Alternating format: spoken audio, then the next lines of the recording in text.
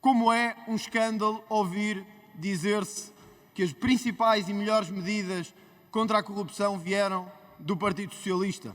Eu tenho aqui, e vou ler, junho de 2019. 19, Srs. Deputados. Portugal é o país que menos cumpre as recomendações em matéria de medidas anticorrupção. Deixem-me ver qual era o governo em 2019. Era o governo do Partido Socialista. É um escândalo que estejamos aqui a fingir aos cidadãos que estamos a falar por eles e para eles. É um relatório europeu. Ora, no mesmo relatório que poucos dias depois levou o Sr. Presidente da República a dizer que temos que ter cuidado, pois estamos muito atrás em matéria dos tais países que cumprem as medidas anticorrupção. Deixe-me ver quem era o Presidente, Marcelo Rebelo de Sousa, e o Governo do Partido Socialista. E ouvir aqui dizer-se que o Partido Socialista está na luta contra a corrupção. Quem está lá fora ri, sorri, volta a rir, desliga a televisão, volta a ligar e pensa: será este o meu país? Será que estou a ver bem? Será que há um ex-primeiro-ministro, deixem-me ver de que partido é que é, Partido Socialista, a ser julgado por corrupção, e chegam aqui e dizem, com o maior desplano, que estão na liderança da luta contra a corrupção? Só pode ter uma palavra, de facto, que é ser vergonhoso em termos de discurso. É estranho vivermos num tempo em que há um crescimento tão grande acima da média, tão grande e tão próximo de países que há uns anos estavam na antiga União Soviética e não tínhamos dinheiro para o subsídio de risco para os polícias, ou para o subsídio de alojamento para os professores, ou para dar um mínimo de dignidade aos enfermeiros e aos profissionais de saúde. É estranho.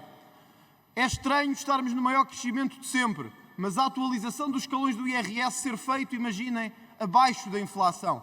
O que significa que estamos todos a perder poder de compra. Todos. Desde estes senhores que aqui estão, aos que ali estão e aos que estão atrás de mim. Todos a perder poder de compra.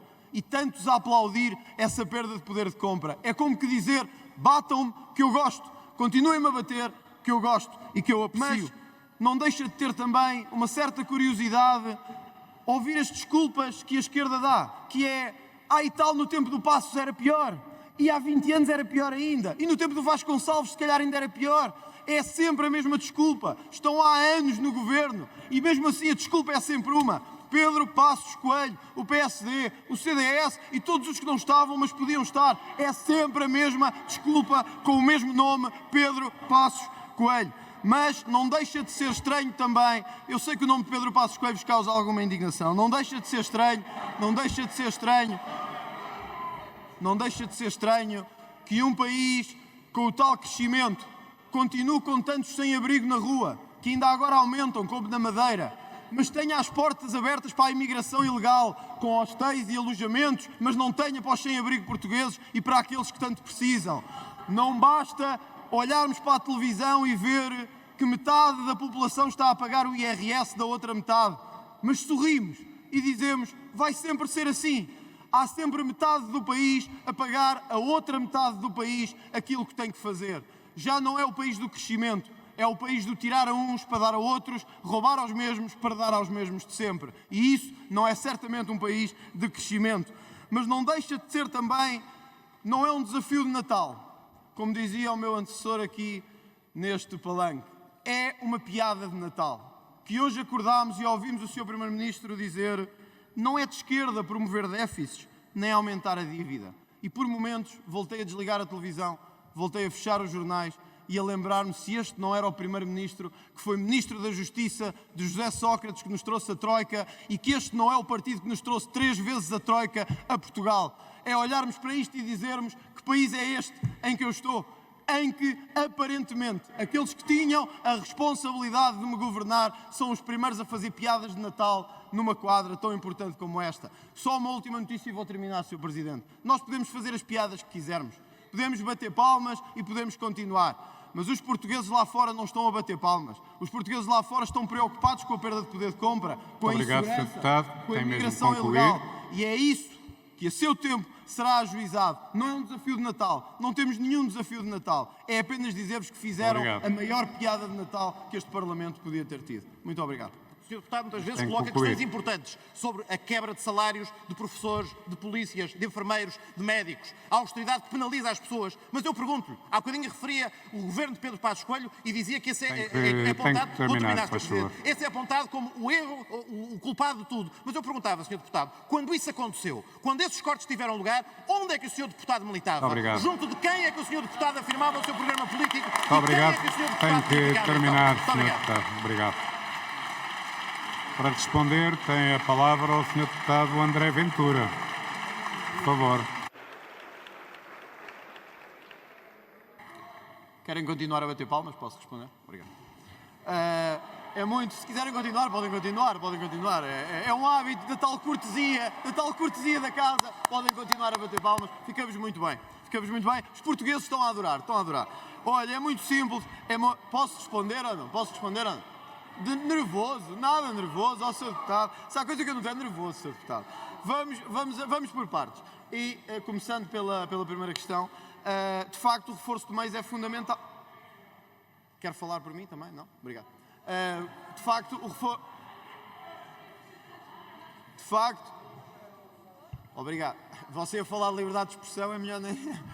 Sra. Deputada, começando pelo reforço de meios, que efetivamente é fundamental, mas não é só ao nível judiciário, é também ao nível da Polícia Judiciária, do Ministério Público, que tantas vezes têm queixado, dos funcionários judiciais, que tantas razões têm de queixa para atualizações que foram feitas a outros setores e não foram aos funcionários judiciais. Mas sabe o que é que também é preciso? É não haver zigue-zague legislativo. É não vir falar de uma espécie de delação negociada ou premiada e, como houve críticas da própria bancada do Partido Socialista, já está a dizer que afinal não é bem delação premiada, nem delação negociada, já nem sabemos bem o que é. Não é bom para a política criminal. É negativo, é muito negativo. Mas quero uma ideia, incompatibilidades vitalícias. Faz ou não sentido que quem faz negócios em nome do Estado com empresas possa ir trabalhar para essas empresas?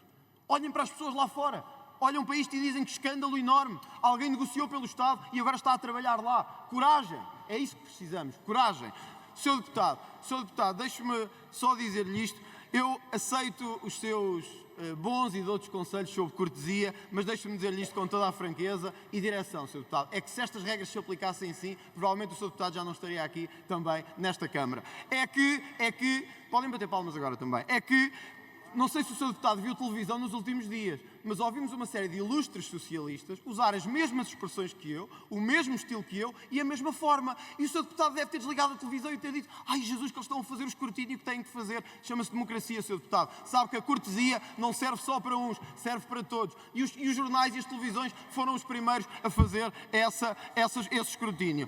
É muito simples, basta ir ver e ver o que é que se passou nos últimos anos do governo, neste caso PSD-CDS. Sobre os cortes de salários, Sr. Deputado, eu nunca escondi onde militava, nem qual é o passado político que tenho, nem o partido a que pertenci. Nada disso me custa. Sabe o que é que me custa? Custa-me é que um partido que tenha chamado à austeridade, agora olhe para a austeridade como se fosse culpa destes colegas que estão aqui deste lado. Isso é que me custa, porque tem o nome: hipocrisia política. É isso que tem. Porque eu, para dizer com toda a franqueza, eu estou um bocadinho cansada desta discussão sobre incidentes parlamentares.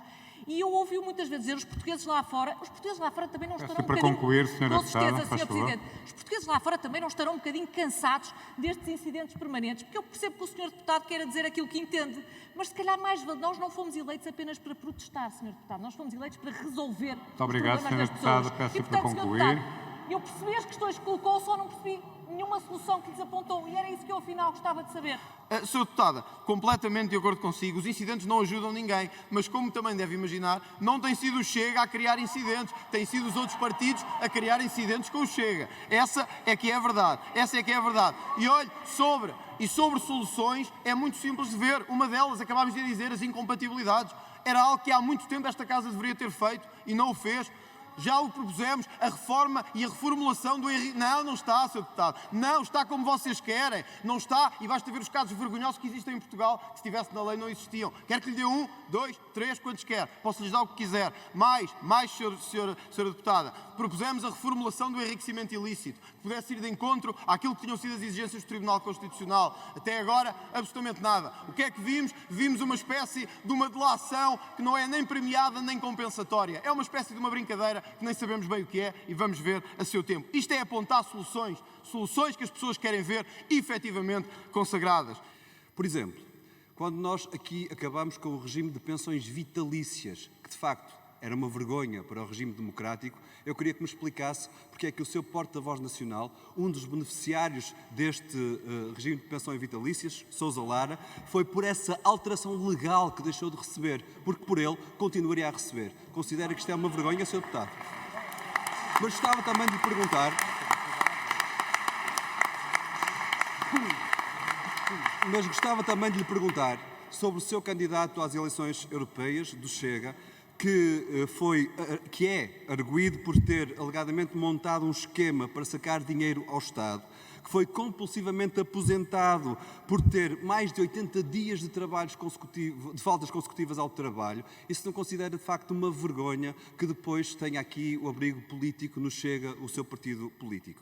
E queria, por último, também lhe perguntar se não considera, nos seus termos, uma vergonha, digo isto com toda a celeridade, porque apenas o senhor, creio eu, me compreenderá tão bem na utilização deste termo, uma vergonha quando a PJ, a Polícia Judiciária, lhe bateu à porta para lhe fazer perguntas no âmbito de um caso tutti-frutti, para perguntar se o seu deputado estava ou não envolvido na contratação de um assessor fantasma para, alegadamente, desviar dinheiro público para um saco azul partidário, levando a cabo aquilo que de pior existe nas práticas partidárias nacionais. Senhor Deputado, tenho o maior gosto em responder-lhe a isto e aos partidos em que eu militava e ao que se passou sobre as subvenções vitalícias. Sabe porque é que eu tenho mais moral do que o Sr. Deputado? Porque eu andei à porta deles, a dizer-lhes para entregarem a todos subvenções vitalícias, inclusive aos que fossem militantes, apoiantes, todos, pedi a todos que entregassem. E sabe uma coisa, Sr. Deputado? Quando eu andei na... Quando eu andei... Peço que mantenham a tranquilidade, faz favor. Obrigado. Quando eu andei na Madeira, à porta de instituições e na casa de pessoas, olha, à porta do PCP, quando andei na comunicação social a dizer para se juntarem a nós na luta contra as subvenções vitalícias, inclusive naquelas que ainda continuavam o pagamento, onde é que o Bloco de Esquerda estava? Quando nós fomos à prisão de Évora dizer que é uma vergonha um político condenado estar a receber subvenções do Estado, onde é que os senhores estavam? Estavam aqui confortavelmente sentados. Isso é que é uma vergonha. É esquecer o que se passa no país. Isso é que é uma vergonha. Sobre o resto, Sr. Deputado, eu também lhe podia falar, se quiser, de muitas coisas, do caso Robles, de muitos outros que os senhores se calhar não querem falar. Mas sabe que, Sr. Deputado, quando se começa a levantar casos, eu Já ultrapassou o seu Vou tempo, terminar, Sr. Sr. Presidente. Quando quiser falar de Polícia Judiciária, de tribunais, lembre-se sempre deste nome, durma com ele. Robles, durma com ele.